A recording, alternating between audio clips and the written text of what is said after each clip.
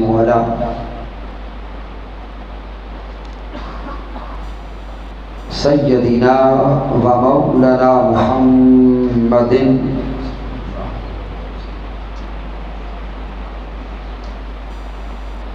نبی الامین المکین الکریم الرؤوف الرحیم. اما بعد فاعوذ باللہ من الشیطان الرجیم. بسم اللہ الرحمن الرحیم. قال اللہ تبارک و تعالی فی القرآن المجید النبی اولا بالمؤمنین من انفسهم. صدق اللہ مولانا العظیم. ان اللہ و ملائکتہ یصلون علی النبی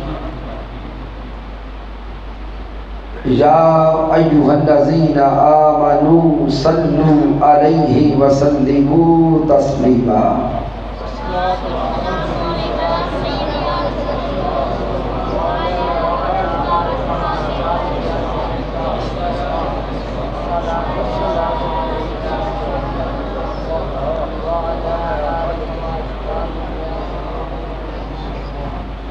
اللہ رب العزت کی توفیق سے اور تاجدار کائنات صلی اللہ علیہ وآلہ وسلم کے نعلین پاک کے تصدق سے ماہ میلاد مصطفیٰ صلی اللہ علیہ وآلہ وسلم میں ہم خوبصورت محفل میلاد مصطفیٰ صلی اللہ علیہ وآلہ وسلم میں حاضر ہیں. اس عظیم الشان محفل میلاد مصطفیٰ کے انعقاد پر مبارکباد پیش کرتا ہوں جناب محترم مرزا بشارت بیگ صاحب کو، ان کے برادران و صاحبزادگان کو، معاونین و منتظمین کو، اور ہمارے لیے یہ سعادت اور خوشبختی کی بات ہے کہ آج کی محفل پاک میں ہم سادات کے جھرمٹ میں ہماری بزم کو زینت بخش رہے ہیں جناب محترم قبلہ پیر سید صفدر حسین شاہ صاحب زیدہ مجدہ، جناب محترم سید فل پیر صاحب، جناب محترم قبلہ پیر سید روحیل حسین شاہ صاحب، جناب محترم سید محمد ارشد صاحب، اور آج کی بزم میں موجود جمیع علماء کرام و مشائخ اعظام، جناب محترم قاری اقبال چشتی صاحب، محترم قاری منور صاحب، اور تحریک منہاج القرآن کے جملہ قائدین و کارکنان، جناب محترم چودھری محمد وسیم ہمایوں صاحب، ضلعی صدر تحریک منہاج القرآن، محترم محمد اعظم گجر صاحب، سینئر رہنما پاکستان عوامی تحریک، محترم مختار احمد لودھرا صاحب، جناب محترم سیف اللہ طارر صاحب، محترم محمد اقبال شمس صاحب، اور تشریف فرما ہونے والے جملہ قائدین و کارکنان، اور جناب محترم حضرت علامہ محمد نجیب اکرم صاحب. رب کائنات سب کا تشریف لانا اپنی بارگاہ اقدس میں قبول فرمائے. سامعین محترم، مجھے یہاں پہنچ کر جو موضوع جناب محترم مرزا بشارت بیگ صاحب نے دیا ہے وہ ہے عشق مصطفیٰ. تو جیسا موضوع روحانی اور روح پرور ہے، اسی کیف و سرور کے ساتھ آج ہم سنتے بھی جائیں گے اور عشق مصطفیٰ سے اپنے قلوب کو منور کرتے جائیں گے۔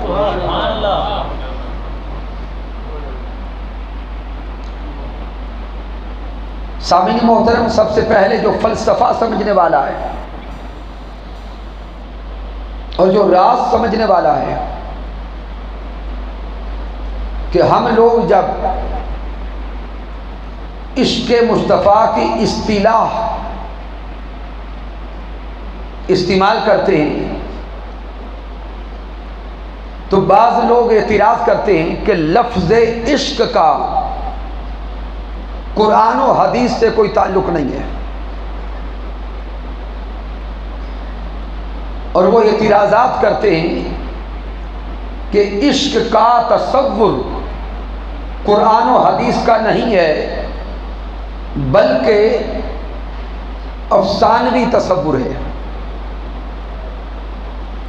آئیے سب سے پہلے قرآن و حدیث کی روشنی میں یہ جاننے کی کوشش کریں کہ عشق کا تصور اور عشق مصطفیٰ صلی اللہ علیہ وسلم کا تصور یہ آج کی صدی کا تراشیدہ نہیں ہے۔ عشق مصطفیٰ کا تصور یہ اس دور کے مسلمانوں کا اپنا گھڑا ہوا نہیں ہے، بلکہ عشق مصطفیٰ کا تصور قرآن مجید میں خود رب کائنات کا عطا کردہ ہے۔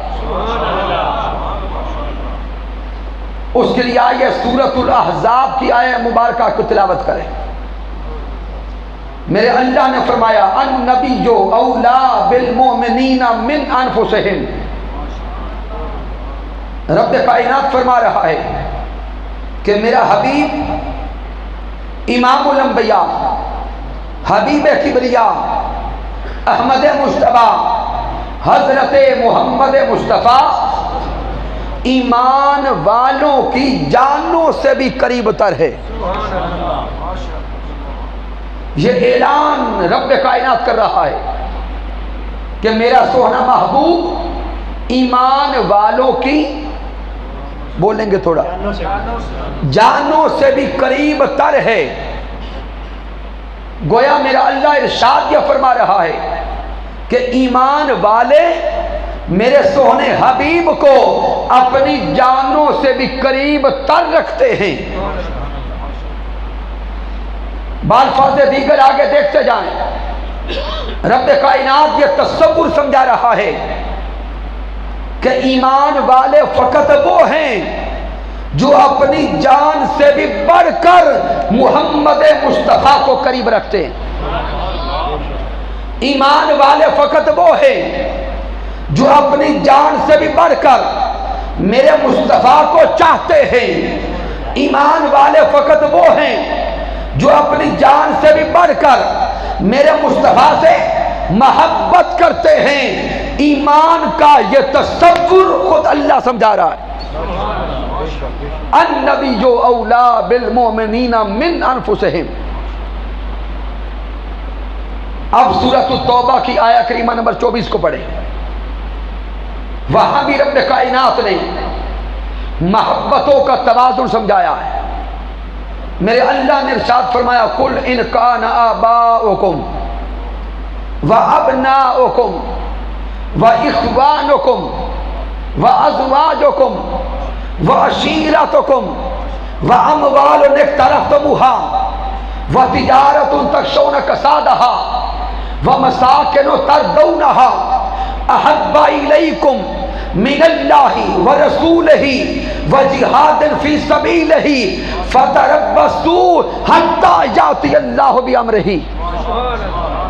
ارے اللہ کے کلام کو پڑھتے چلے جائیں اور اللہ کے کلام کی لطافت میں غوطہ زن ہوتے چلے جائیں۔ رب کائنات نے سورۃ التوبہ کی اس آیہ مبارکہ میں محبتوں کا توازن دیا ہے۔ ایک طرف دنیا کی ساری محبتیں بیان کر دی کہ اے انسان تو دنیا میں کس کس شے سے محبت کر سکتا ہے؟ رشتوں کی محبت ہے گنوائی، رشتوں میں والدین کی محبت، اولاد کی محبت، بیوی بچوں کی محبت، بہن بھائیوں کی محبت، سارے رشتوں کو گنوا کر آگے میرا اللہ فرماتا ہے کہ اب دنیا کی طرف دیکھو، مال کی محبت ہے، کاروبار کی محبت ہے، گھر بار کی محبت ہے۔ جب مالک کائنات یہ دنیا کی محبت کی ساری جہاد گنوا چکا، آگے فرماتا ہے احب الیکم من اللہ ورسولہ وجہاد فی سبیلہ، کہ بندے تیری ایک طرف دنیا کی محبتیں ہیں، دوسری طرف محبت خدا ہے اور محبت مصطفیٰ ہے۔ اگر دنیا کی کسی شے کی محبت رسول کی محبت سے بڑھ گئی، پھر انتظار کرو اس لمحے کا کہ تم پہ اللہ کا عذاب اتر آئے۔ سامعین، اس آیہ مبارکہ کی لطافت میں اترتے چلے جائیں۔ اللہ رب العزت نے ساری محبتیں گنوا دی، ایک طرف دنیا کی محبتیں، ایک طرف دین کی محبتیں، اور دین کی محبت میں مرکزی مقام پہ ذات مصطفیٰ کو رکھا، مرکزی درجہ پہ ذات مصطفیٰ کو رکھا۔ گویا مالک کائنات پیغام دے رہا ہے کہ اگر ایمان چاہتے ہو تو ایمان سارے کا سارا نسبت مصطفیٰ کا نام ہے۔ اگر ایمان چاہتے ہو تو ایمان سارے کا سارا تعلق مصطفیٰ کا نام ہے، ایمان محبت مصطفیٰ کا نام ہے، اور ایمان ذات مصطفیٰ پر مر مٹنے کا نام ہے۔ تو سامعین محترم، اب ان دو آیات مبارکہ سے ایک راز سمجھ گئے کہ انسان اگر ایمان کی لذت چاہتا ہے تو ایمان کی لذت نسبت مصطفیٰ سے حاصل ہوگی۔ گویا سامعین محترم، ان آیات بینات سے ہمیں یہ راز سمجھ آ رہا ہے اور ہم پہ یہ راز آشکار ہو رہا ہے کہ اگر انسان کی زندگی میں ایک طرف مال کے لٹ جانے کا خدشہ ہو اور دوسری طرف نسبت مصطفیٰ کی بات ہو، ایک طرف مال و متاع کے لٹنے کا ڈر ہو، دوسری طرف تعلق مصطفیٰ کی بات ہو، ایک طرف دنیا کے رشتوں کے چھوٹنے کی بات ہو اور دوسری طرف محبت مصطفیٰ کی بات ہو، تو کامل ایمان والا وہ ہے جو کہہ دے آقا کروں تیرے نام پہ جاں فدا، آقا کروں تیرے نام پہ جاں فدا۔ ایک جاں تو کیا، دو جہاں فدا، دو جہاں سے بھی نہیں جی بھرا کروں کیا کروڑوں جہاں نہیں۔ تو سامعین، یہ ایمان ہے۔ اب تھوڑا غور کریں، انسان اس دنیا میں چار چیزوں سے بڑی محبت کرتا ہے۔ اموال دنیا سے محبت، والدین سے محبت، بیوی بچوں سے محبت، اور سب سے بڑھ کر اپنی جان سے محبت۔ اب ان محبتوں کو پھر سمجھے، انسان اس دنیا میں چار چیزوں سے بڑی محبت کرتا ہے: مال، والدین، بیوی بچے، اور سب سے بڑھ کر اپنی جان سے محبت۔ بولے کیا ان چاروں چیزوں سے محبتیں ہیں یا نہیں ہیں؟ تھوڑا پیچھے والے بھی اونچا بولیں۔ ان چاروں چیزوں سے انسان بڑی محبت کرتا ہے، لیکن اس دنیا میں اگر اپنی محبتوں کو دیکھیں تو محبت کا کمال اپنی جان کی محبت ہے۔ میں وقت بچانا چاہتا ہوں، اس دنیا کی محبتوں میں ساری محبتوں کا کمال اپنی جان کی محبت ہے۔ ادھر رب کائنات قرآن میں فرما رہا ہے، اے اپنی جان سے سب سے زیادہ محبت کرنے والوں، اگر ایمان کی لذت چاہتے ہو ایمان کی لذت پانا چاہتے ہو اور ایمان کی حلاوت لینا چاہتے ہو تو سن لو، النبی جو اولا بالمؤمنین من انفسہم، اس دنیا میں جس شے سے سب سے زیادہ محبت کرتے ہو وہ جان ہے، ایمان چاہتے ہو تو میرے مصطفیٰ کو اس جان سے بھی بڑھ کے چاہنا ہوگا۔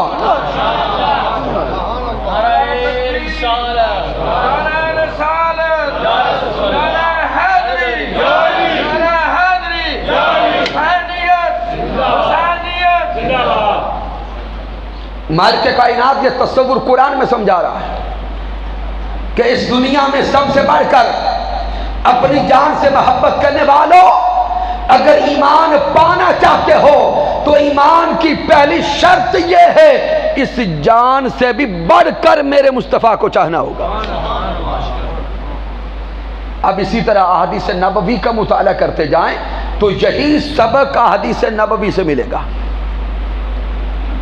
لیکن سامعین میں عشق کا تصور سمجھا رہا ہوں کہ اب غور کریں کہ لفظ عشق یہ ہمارا اردو اور فارسی میں استعمال ہونے والے لفظ ہے۔ عربی زبان کی طرف جائیں گے تو لفظ حب آئے گا، لفظ حب آئے گا، حبن آئے گا تنوین کے ساتھ، پھر اشد و حبن بن جائے گا، حبن اور پھر اشد و حبن۔ عربی زبان کا لٹریچر آپ دیکھتے جائیں، لفظ عشق جو ہے یہ تو ہمارا اردو اور فارسی کا مستعمل ہے، لیکن سامعین محترم یہ جو ہم اردو میں عشق بولتے ہیں اس کی کوئی علامات تو ہوں گی، علامات ہیں یا نہیں ہیں؟ تھوڑا اونچا بولتے جائیں۔ علامات موجود ہیں، وہ علامات کیا ہیں؟ ان علامات کو جان کر پھر اس کی کیفیات کی طرف آئیں گے۔ عشق کی علامات کیا ہیں کہ اگر کوئی انسان کسی کی خاطر مال لٹانے پہ آ جائے، اپنا مال لٹانے پہ آ جائے، بات آگے بڑھے، اگر گھر بار چھوڑنے پڑے تو گھر بار چھوڑنے پہ آ جائے، پھر انسان اپنی عزت کی پرواہ بھی نہ کرے، پھر انسان اس دنیا میں رہتے ہوئے رشتوں کی پرواہ بھی چھوڑ دے، یہاں تک کہ انسان اپنے جینے اور مرنے کی پرواہ بھی چھوڑ دے، تو ہم کیا کہتے ہیں؟ اسے کیا ہو گیا؟ یہ پاگل ہو گیا، چونکہ اب اسے اپنی مال کی پرواہ بھی نہیں رہی، رشتوں کی پرواہ بھی نہیں ہے، گھر بار کی پرواہ بھی نہیں ہے، یہاں تک کہ اپنی صحت اور بیماری کو بھی بھول گیا۔ تو ہم کہتے ہیں کہ اب یہ انسان پاگل بن چکا، دیوانہ ہو گیا، مجنون بن گیا، پاگل ہو گیا، عاشق ہو گیا۔ سامعین یہی علامات ہے، جس میں یہ علامات پائی جائیں ہم کہتے ہیں کہ یہ مجنون ہے، یہ دیوانہ ہے، یہ پاگل ہے، یہ عاشق ہے۔ آئیے اب قرآن سے پوچھیں کہ ایمان کے لیے کون سی علامات درکار ہیں؟ لفظ عشق کی علامات تو جان گئے، اب ایمان کی علامات کو دیکھیں۔ کبھی میرے سونے مصطفیٰ فرماتے سے بخاری اٹھائیں، لا یؤمن احدکم حتی اکون احب الیہ من والدہ وولدہ والناس اجمعین۔ میرے آقا فرماتے ہیں تم میں سے کوئی شخص اس وقت تک کامل ایمان والا نہیں ہو سکتا جب تک اپنے والدین سے بڑھ کر، بیوی بچوں سے بڑھ کر، یہاں تک کہ پوری کائنات سے بڑھ کر مجھ محمد مصطفیٰ سے محبت نہ کر لے۔ نعرہ تکبیر، نعرہ رسالت، نعرہ حیدری۔ میرے آقا نے یہ محبتیں گنوائیں، پھر رب کائنات نے قرآن میں کمال کو بیان کیا، النبی اولا بالمؤمنین من انفسہم، ارے ایمان چاہتے ہو تو اپنی جان کی پرواہ بھی جاتی رہے، عزت کی پرواہ بھی جاتی رہے، مال لوٹنے کی پرواہ بھی جاتی رہے، رشتے چھوٹنے کی پرواہ بھی جاتی رہے۔ ارے سوچو ادھر عشق کی علامات یہ تھی کہ اگر انسان مال، اولاد، گھر بار، جان کسی پہ قربان کرنے پہ آئے وہ عاشق کہلاتا ہے، اور ادھر قرآن و حدیث کو دیکھا، جو انسان سب کچھ میرے مصطفیٰ پہ لٹا دے وہ مومن کہلایا۔ تو گویا جب دونوں کو ملا کے دیکھا ہم ایک درجے پہ پہنچ گئے، ایک نتیجہ اخذ ہو گیا کہ ایمان سارے کا سارا محمد مصطفیٰ کے عشق کا نام ہے،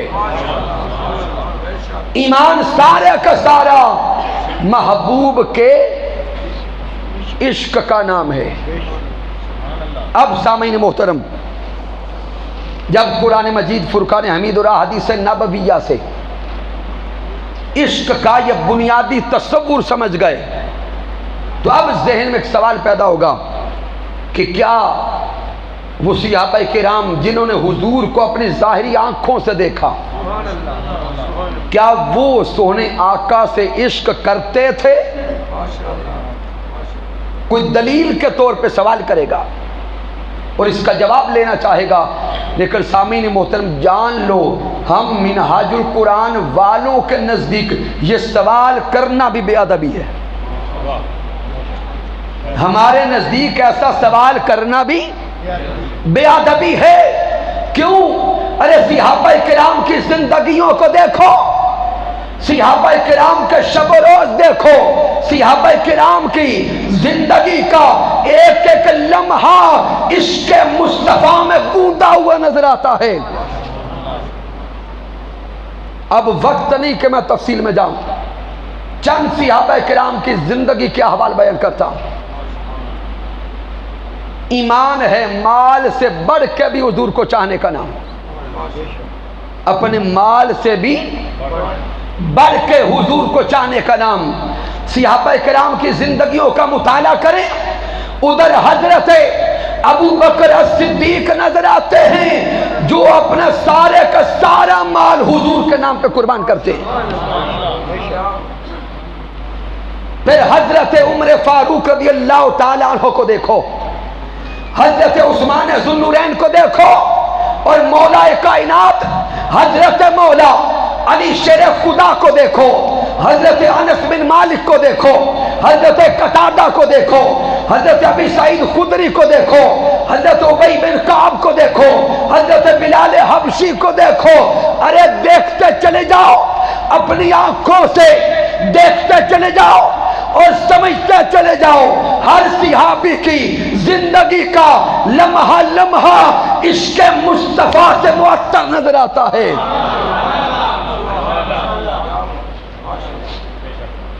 میں وقت میں رہتے ہوئے حضرت ابو بکر الصدیق رضی اللہ تعالیٰ عنہ کی زندگی سے ایک اشارہ دینے کا آغاز کر رہا ہوں، اور گفتگو کا اختتام اور انتہا کر دیں گے عشق مولا کائنات پر۔ سامعین امام طبرانی کو پڑھیں، حضرت امام جلال الدین السیوطی رحمت اللہ تعالی علیہ کو پڑھیں، امام بہقی کی کتب کا مطالعہ کریں، اور اس صدی کے امام، اس صدی کے شیخ، اس صدی کے مصنف، محدث، مفکر، مفسر حضور شیخ الاسلام ڈاکٹر محمد طاہر القادری کی کتب کا مطالعہ کرتے جائیں۔ صرف ایک کتاب کا حوالہ دیتا ہوں، یہ سارے کی ساری میری اگلی گفتگو اس کتاب سے مل جائے گی، مقدمہ سیرت الرسول، جلد نمبر 1 کو پڑھتے جائیں، آپ کو بنے بنائے خطاب ڈاکٹر طاہر القادری سے ملتے جائیں گے۔ تو حضرت ابو بکر الصدیق رضی اللہ تعالیٰ عنہ کے احوال کو دیکھے وہاں پر کہ ابھی مسلمانوں کی تعداد 39 تھی، مسلمانوں کی تعداد 39 تھی، اور میرے سونے آقا رات کے اندھیرے میں ان 39 صحابہ کو حضرت زید بن ارقم رضی اللہ تعالی عنہ کے گھر اللہ کا قرآن سناتے تھے اور اللہ کا پیغام پہنچاتے تھے۔ ایک رات میرے محبوب علیہ السلام اپنے صحابہ کرام کو اللہ کا پیغام پہنچا رہے ہیں کہ حضرت ابو بکر الصدیق حضور کی بارگاہ میں کھڑے ہو گئے۔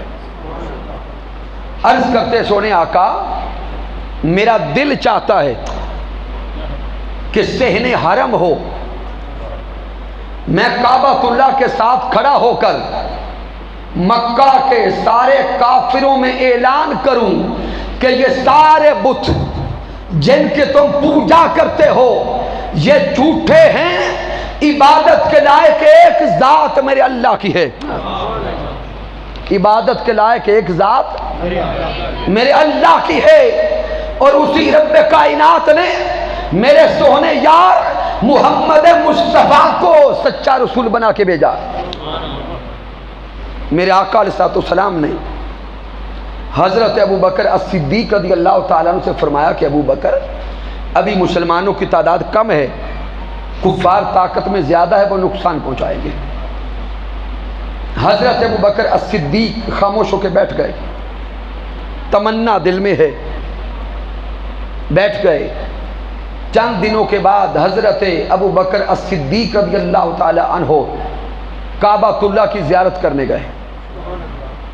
دن کا وقت ہے، اللہ کے گھر کی زیارت کرنے گئے تو صحن حرم میں دیکھتے ہیں کہ کفار سردار اپنی ٹولیاں لگا کے بیٹھے ہیں۔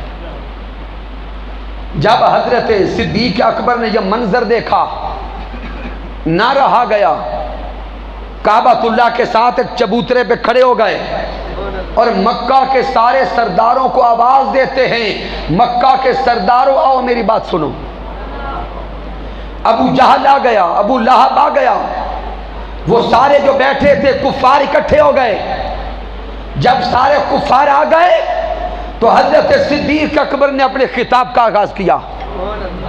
آپ نے فرمایا کہ مکہ کے کافروں سن لو، یہ سارے بت لات منات عزا ہبل یہ سارے جھوٹے ہیں، خدائی کے لائق ایک ذات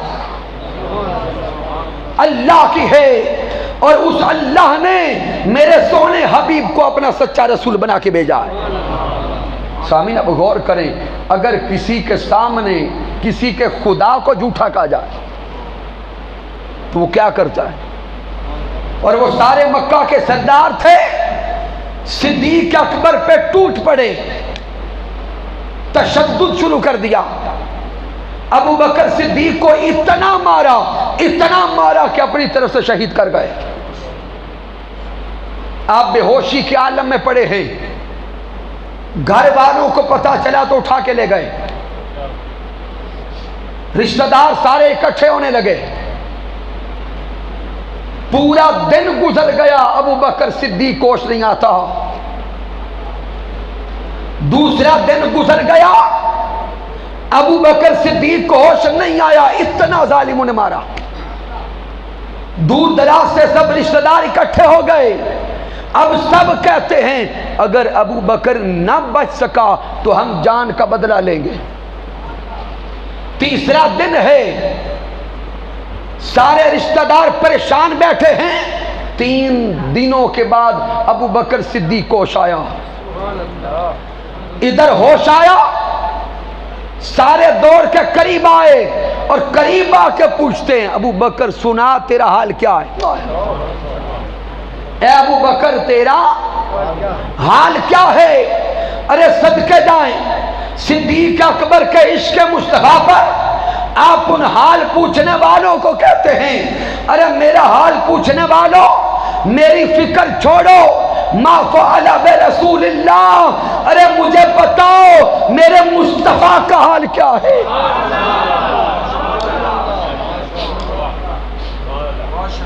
مجھے بتاؤ میرے حضور کیسے ہے، مجھے بتاؤ میرے من موہن کا حال کیا ہے، مجھے بتاؤ میرے پیتم کال کیا ہے؟ گھر میں تو ابھی سارے کافر تھے، نہ باپ کلمہ پڑھا نہ ماں نے کلمہ پڑھا، گھر میں سارے کافر ہیں۔ وہ سارے رشتہ دار اٹھ کے ناراض ہو کے چلے گئے اور بولتے جاتے ہیں کیسا دیوانہ ہے کہ ہمیں تیری جان کی فکر لگی ہے، تجھے کسی اور کی فکر لگی؟ ارے صحابہ کی زندگی سے عشق تلاش کرنے والوں، آؤ دیکھو حضرت صدیق اکبر کی زندگی کا یہ لمحہ عشق مصطفیٰ سے عبارت نہیں ہے تو کیا ہے؟ اس سے آگے دیکھتے جائیں، حضرت عمر فاروق رضی اللہ تعالی عنہ، صحیح بخاری کا مطالعہ کریں کہ حضرت عمر فاروق رضی اللہ تعالی عنہ ایک دن حرم کعبہ میں گئے کعبۃ اللہ کا طواف کرنے، اور آپ جانتے ہیں کہ کعبہ کے طواف کا آغاز کہاں سے ہوتا ہے؟ حجر اسود کو چومنے سے، اور اگر رش زیادہ ہو حجر اسود کو بوسہ نہ دے سکیں تو دور سے کھڑے ہو کر استلام کرتے ہیں، اشارہ کرتے ہیں۔ اب یہ حضرت عمر فاروق رضی اللہ تعالیٰ عنہ ہے، حجر اسود کے قریب گئے چومنے کے لیے۔ اب اس منظر کو تصورات میں دیکھیے گا، حجر اسود کو بوسہ دینے لگے، لب قریب کیے، چوما نہیں، لب پیچھے کر لیے، اور حجر اسود سے کچھ باتیں کرنے لگے۔ آئیے وہ حضرت عمر فاروق کی باتیں سنیں جو آپ نے حجر اسود سے کی ہے۔ آپ فرماتے ہیں انی اعلم انک حجر لا تضر ولا تنفع، فرماتے ہیں کہ عمر جانتا ہے کہ تو صرف ایک پتھر ہے، آئے ہائے، عمر جانتا ہے کہ تو فقط ایک پتھر ہے، لا تضر ولا تنفع، نہ تو میرا نقصان کر سکتا ہے نہ مجھے نفع دے سکتا ہے۔ اب سارے احباب جو یہاں بیٹھے ہیں اب سوچ کے اپنے عقیدے کا اظہار کریں، حجر اسود کو چومیں تو حجر اسود نفع دیتا یا نہیں دیتا؟ تھوڑا اونچا بولیں، کیا نفع دیتا ہے؟ گناہ چوس لیتا ہے، گناہ مٹ جاتے ہیں، گناہ زائل ہوتے ہیں۔ لیکن سامعین ہمارا عقیدہ ہے کہ حجر اسود گناہ مٹاتا ہے، نفع دیتا ہے، اور حضرت عمر فاروق فرماتے ہیں لا تضر ولا تنفع، نہ نقصان کر سکتا ہے نہ نفع دے سکتا ہے۔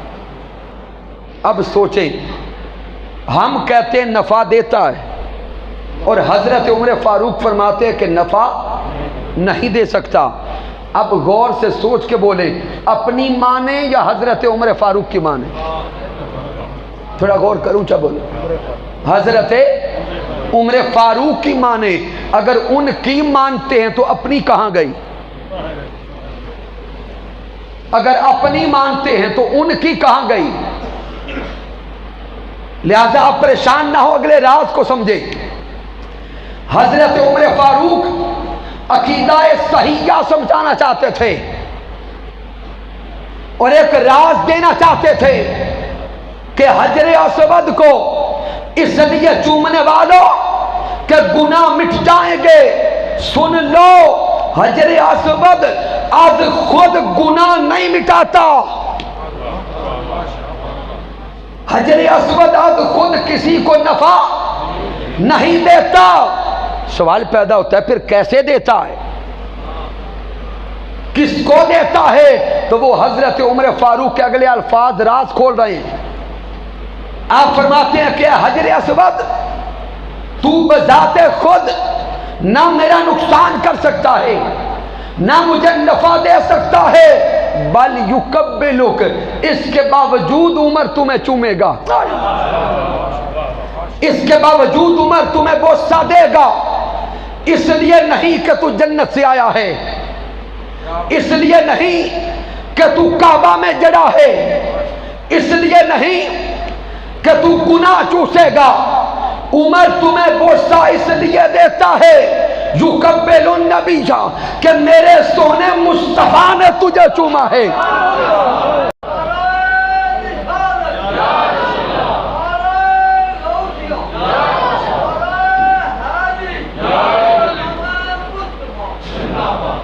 حضرت عمر فاروق رضی اللہ تعالیٰ عنہ کا یہ عمل اور یہ الفاظ ہمیں ایک پیغام دے رہے ہیں کہ حجر اسود ہر کسی کو نفع نہیں دیتا، ہاں اسے دیتا ہے جس کے دل میں سونا یار بستا ہے، ہاں اسے دیتا ہے جس کی نسبت در مصطفیٰ سے ہو اور جس کا رشتہ، جس کی نسبت، جس کا تعلق در مصطفیٰ سے نہیں ہے، وہ ساری زندگی حجر اسود کو چوستا بھی رہے تو حجر اسود نفع نہیں دیتا. یہ راز حضرت عمر فاروق بتا گئے. اور سامعین اس سے آگے پھر عرفاء کو پڑھیں، حضور شیخ الاسلام ڈاکٹر محمد طاہر القادری کو سنیں. آپ کہتے ہیں کہ لوگوں نے دیکھا کہ یہ جملے ارشاد فرما کے حضرت عمر فاروق نے حجر اسود کو چوم لیا، حجر اسود کو چوم لیا. لیکن میرے قائد حضور شیخ الاسلام فرماتے ہیں کہ یہ کہہ کر بھی حضرت عمر فاروق نے حجر اسود کو نہیں چوما. یہ جملے ارشاد فرما کے بھی حجر اسود کو نہیں چوما. اب ذہن سوال کرے گا، محدثین نے لکھا کہ چوم لیا اور دیکھنے والوں نے دیکھا کہ عمر فاروق حجر اسود کو چوم رہے ہیں، لیکن عرفاء کہتے ہیں کہ نہیں چوما. اب اگلے راز پہ آئیں. حضور شیخ الاسلام فرماتے ہیں، عشاق اور عرفاء کہتے ہیں یہ جملے ارشاد فرما کے حضرت عمر فاروق نے اپنے لب حجر اسود سے جوڑ دیے. دیکھنے والے تو دیکھ رہے تھے کہ حجر اسود کو چوم رہے ہیں، لیکن حقیقتاً حضرت عمر فاروق سونے مصطفیٰ کے لبوں کو چوم رہے تھے. ہائے ہائے، سونے آقا کے لبوں کو چوم رہے تھے، سونے حبیب کے لبوں کو چوم رہے تھے. اب سامعین محترم، علم کی گہرائیوں میں بھی ڈوبتے جائیں اور عشق کی لطافتوں میں بھی ڈوبتے جائیں اور نتیجہ اخذ کریں کہ حضرت عمر فاروق کے اس عمل کو عشق نہیں کہتے تو کیا کہتے ہیں. اب اس سے آگے حضرت عثمان غنی رضی اللہ تعالیٰ عنہ کے واقعات بھی ہیں، لیکن وقت مجھے نظر آ رہا ہے بات آگے نکل جائے گی. میں نے عرض کیا تھا کہ ہم اپنی گفتگو کا اختتام عشق مولا کائنات پہ کریں گے. اب آئیے حضرت مولا کائنات کا ذکر کرتے ہیں. روایت مشہور ہے کہ حضرت مولا علی شیر خدا رضی اللہ تعالی عنہ نے حضور کے آرام پر نماز عصر قضا کر دی. دلائل پھر میں کہتا ہوں کہ حضور شیخ الاسلام کی کتب اٹھا کے دیکھتے جائیں.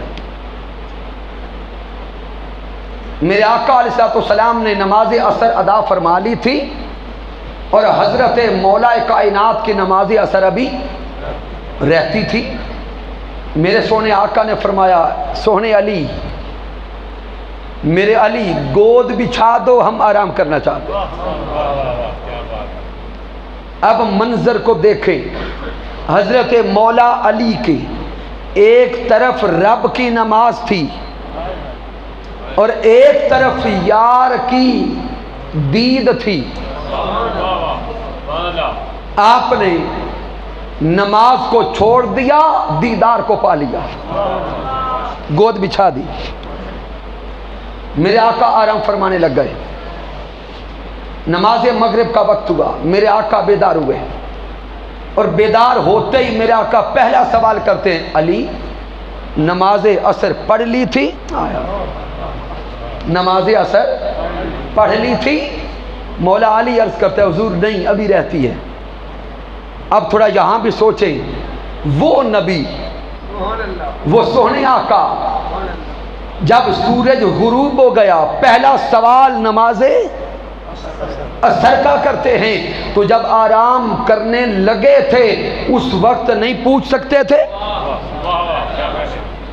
پوچھ سکتے تھے۔ تو سوال پیدا ہوا کہ پہلے کیوں نہ پوچھا؟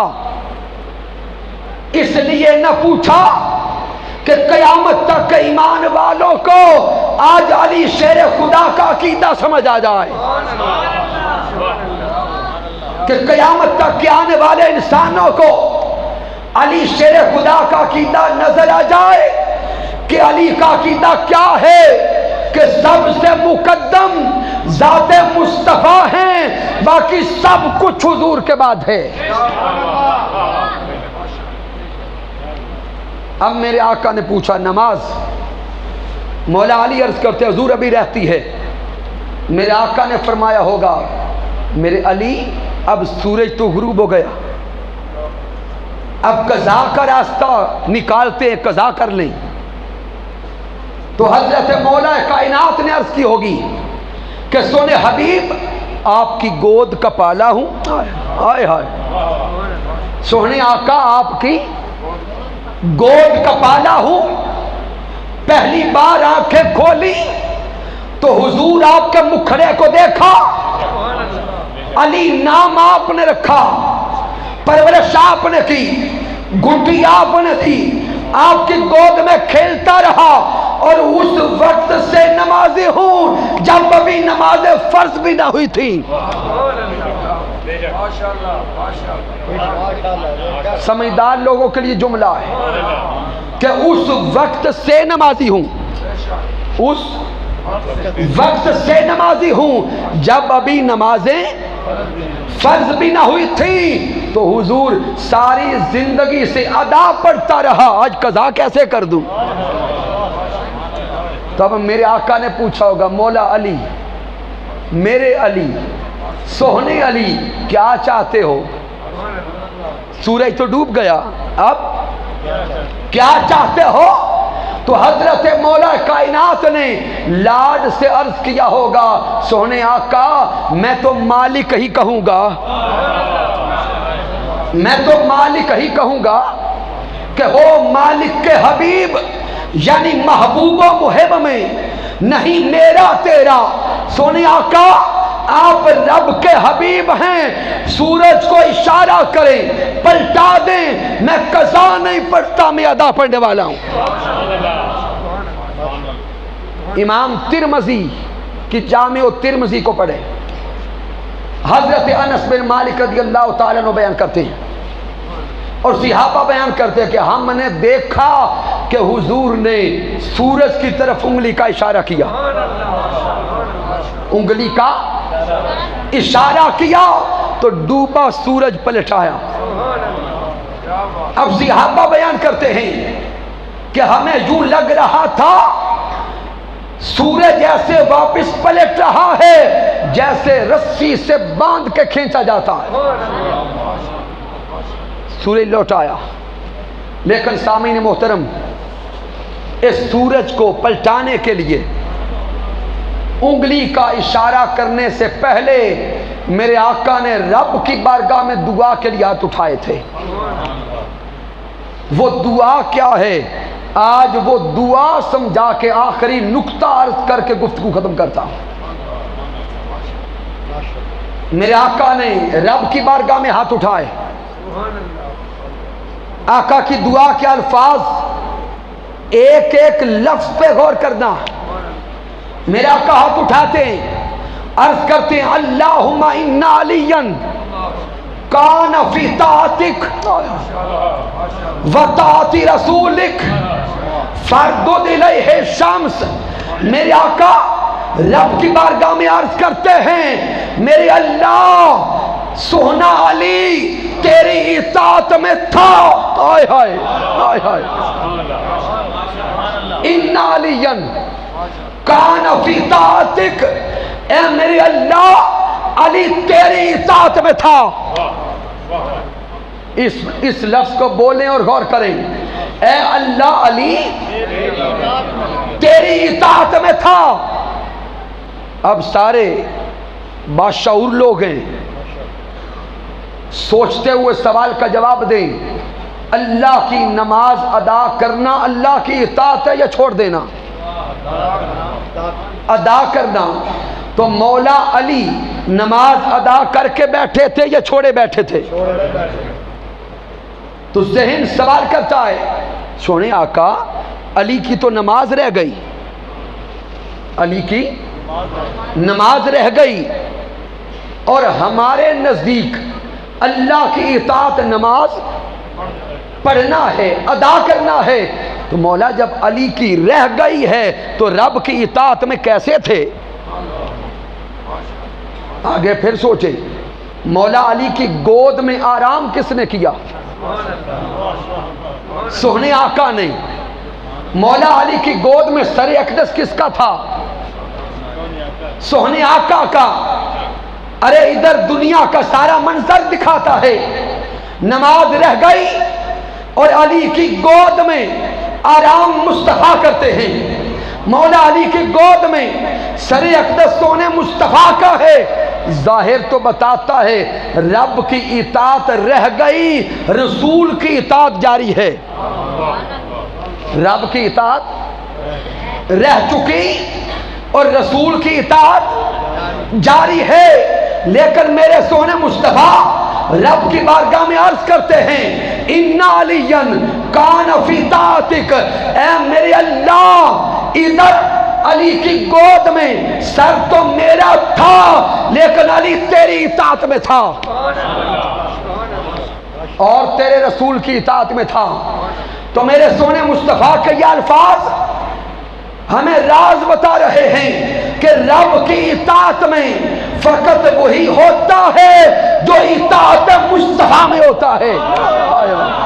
نعرہ تکبیر، نعرہ رسالت، نعرہ حیدری. یہ راز واضح ہو گیا کہ اللہ کی اطاعت میں وہی ہوتا ہے جو رسول اللہ کی اطاعت میں ہوتا ہے، اور جو رسول اللہ کی اطاعت میں نہیں ہے وہ چاہے اللہ اللہ کرتا رہے، چاہے نمازیں پڑھتا رہے، روزے رکھتا رہے، تلاوت کرتا رہے، جو رسول اللہ کی اطاعت میں نہیں ہے سب کچھ کر کے بھی اللہ کی اطاعت میں نہیں ہے. اب اس پہ اللہ کے قرآن کو پڑھتے جائیں اور راز سمجھتے جائیں. قرآن مجید فرقان حمید میں لفظ اطاعت کم و بیش 38 بار آیا ہے، کم از کم 38 بار آیا ہے امر اطاعت. لیکن راز کی بات یہ ہے کہ ان 38 مقامات میں سے 20 مرتبہ حکم اطاعت خدا اور مصطفیٰ دونوں کے لیے اکٹھا ہے. کل کتنی بار؟ 38 مرتبہ. 38 میں سے 20 مرتبہ حکم اطاعت خدا اور مصطفیٰ دونوں کے لیے اکٹھا آیا ہے. یا ایھا الذین آمنوا اطیعوا اللہ واطیعوا الرسول. اس طرح دیکھتے چلے جائیں. 20 مرتبہ حکم اطاعت خدا اور مصطفیٰ دونوں کے لیے اکٹھا ہے. اب 38 سے 20 نکل گئے، پیچھے کتنا بچا؟ 18. اب سامعین اپنا عقیدہ بھی یہ بتائیں، شان میں بڑا کون ہے؟ اللہ یا رسول؟ ہمارا عقیدہ ہے کہ شان میں اللہ بڑا ہے، مقام میں اللہ بڑا ہے. تو سامعین جب شان میں بڑا اللہ ہے، 20 مقامات پر تو رسول کو اپنے ساتھ جوڑا، تو اب ذہن کہتا ہے کہ باقی 18 مقامات پر جب وہ بڑا ہے تو اس کی اطاعت کا ذکر آئے. بڑا جو ہوا تو جب بڑا ہے تو 18 مقامات پر اس کی اطاعت کا اکیلے ذکر آتا. لیکن قرآن کو پڑھتے جائیں 20 مقامات پر تو حکم اطاعت خدا اور مصطفیٰ دونوں کے لیے اکٹھا ہے، باقی 18 کے 18 مقامات پر حکم اطاعت خدا کے لیے نہیں ہے، فقط محمد مصطفیٰ کے لیے ہے۔ باقی 18 مقامات پر اللہ کی اطاعت کا ذکر ہی نہیں ہے، سارے کا سارا اطاعت مصطفیٰ کا بیان ہے۔ اب یہاں پر پھر سوالات اٹھیں گے، سوال کرنے والے کریں گے، مولا قرآن کلام تیرا ہے، اس قرآن میں چلیں 20 مقامات پہ تو رسول کو اپنے ساتھ جوڑ دیا، اپنے ساتھ جوڑ دیا، چلیں باقی 17 جگہوں پر رسول کا ذکر کر جو دیا ہے، ایک بار تو کہہ دیتا کہ فقط میری اطاعت کر لو، ایک بار تو بیان کر دیتا کہ فقط میری اطاعت کر لو، تو رب کائنات کا حال والوں کو جواب آتا ہے کہ میں 15ویں صدی والوں کے ذہن جانتا تھا، میں فتنہ کے دور والوں کو جانتا تھا، میں فتنہ پرور لوگوں کے ذہنوں کو جانتا تھا کہ یہ میرے رسول سے فرار کا راستہ چاہیں گے، میرے رسول سے فرار کا راستہ چاہیں گے، اس لیے پورے قرآن کے اندر جب حکم اطاعت دیا، یا تو رسول کو اپنی اطاعت کے ساتھ جوڑ کے بیان کیا اور فرمایا اگر 2 کی اطاعت کرنا چاہتے ہو تو پھر میری اطاعت بھی کرو، میرے رسول کی اطاعت بھی کرو، اگر 1 کی اطاعت چھوڑنا چاہتے ہو اور 1 کی کرنا چاہتے ہو تو ایمان والو مجھ خدا کی اطاعت کو چھوڑ دینا، مصطفیٰ کی اطاعت کو پکڑ لینا، مصطفیٰ کی اطاعت کرتے رہنا، خدا کی اطاعت ہوتی رہے گی۔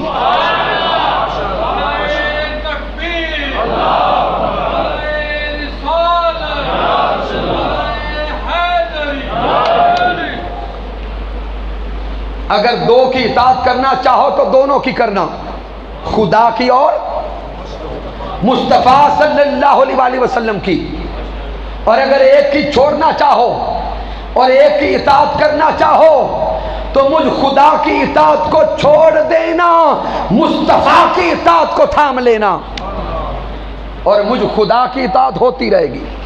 من یطیع الرسول فقد اطاع اللہ، جس نے رسول کی اطاعت کی اس نے اللہ کی اطاعت کر لی، اللہ کی اطاعت ہو گئی۔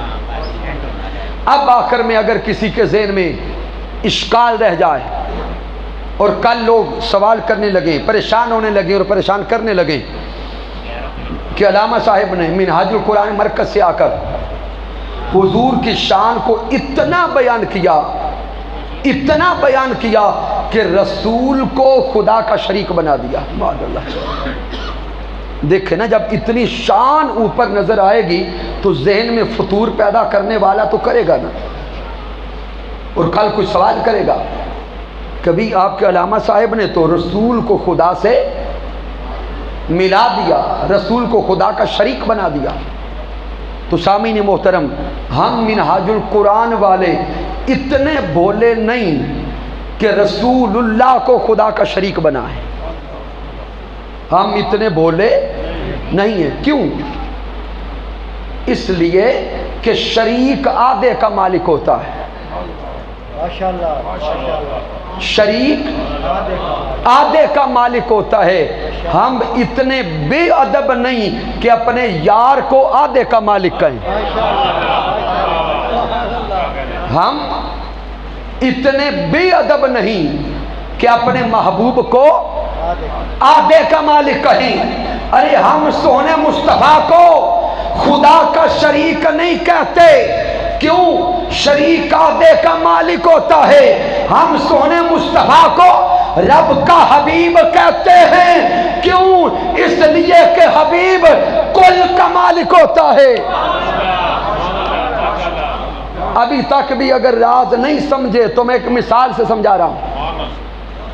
دو ساتھی مل کے اگر کاروبار کریں، کپڑے کا کاروبار ہے، برتنوں کا کاروبار ہے، کوئی کر لیں، تو جب کاروبار کرتے ہیں چلے لاکھ دو لاکھ روپیہ ڈال لیا، چلے میں اور سیف اللہ صاحب مل جاتے ہیں، چونکہ نیواں پاسا مل لیتے ہیں، کچھ کر بھی لیا تو کچھ نہیں کہیں گے، کاروبار ہو گیا، دو اڑائی لاکھ ڈالا، دکان آ گئی، سامان آ گیا، کراکری آ گئی، برتن آ گئے۔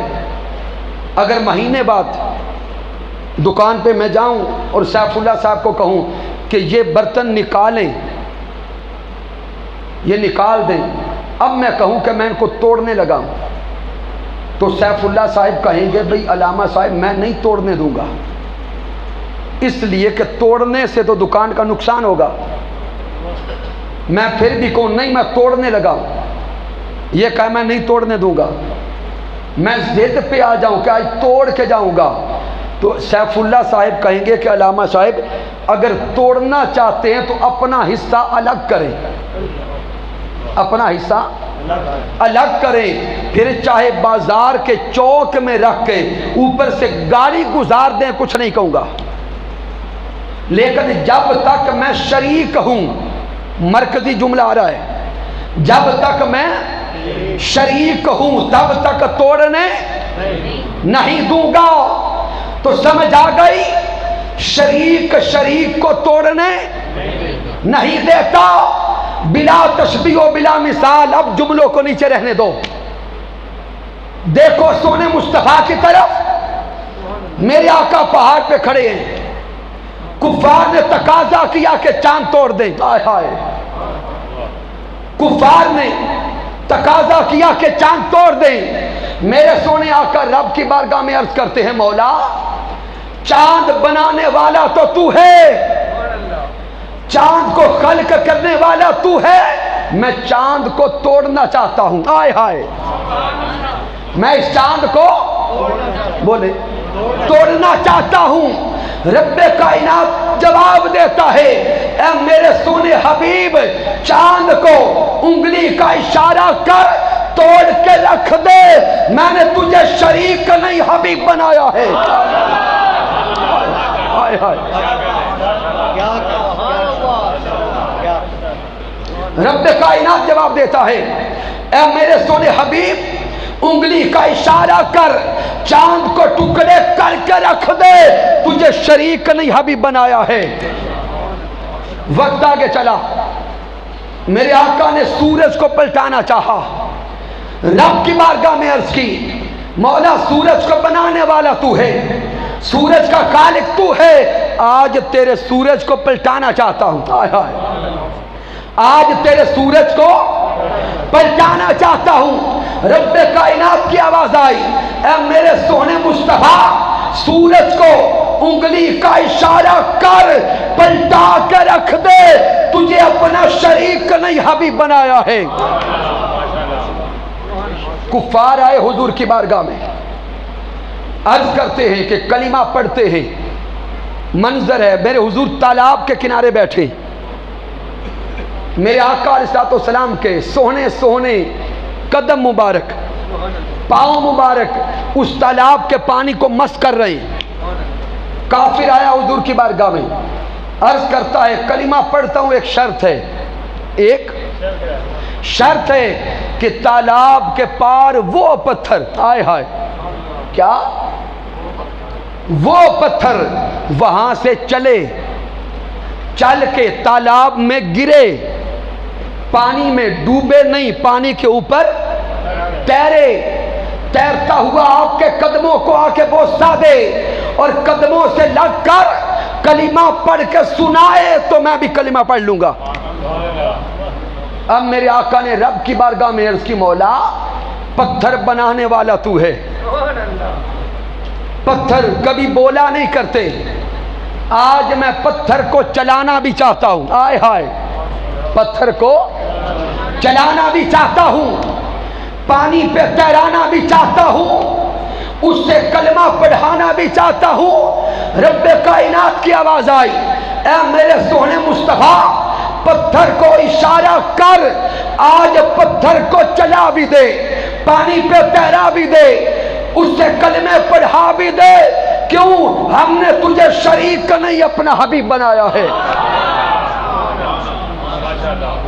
آگے دیکھتے جائیں، کافر میرے حضور کی بارگاہ میں آئے، عرض کرتے ہیں کلمہ تو پڑھ لیں گے اگر یہ درخت سجدے کریں، کلمہ تو پڑھ لیں گے اگر درخت سجدہ کریں۔ یارو درخت کو سجدے کرتے دیکھا ہے؟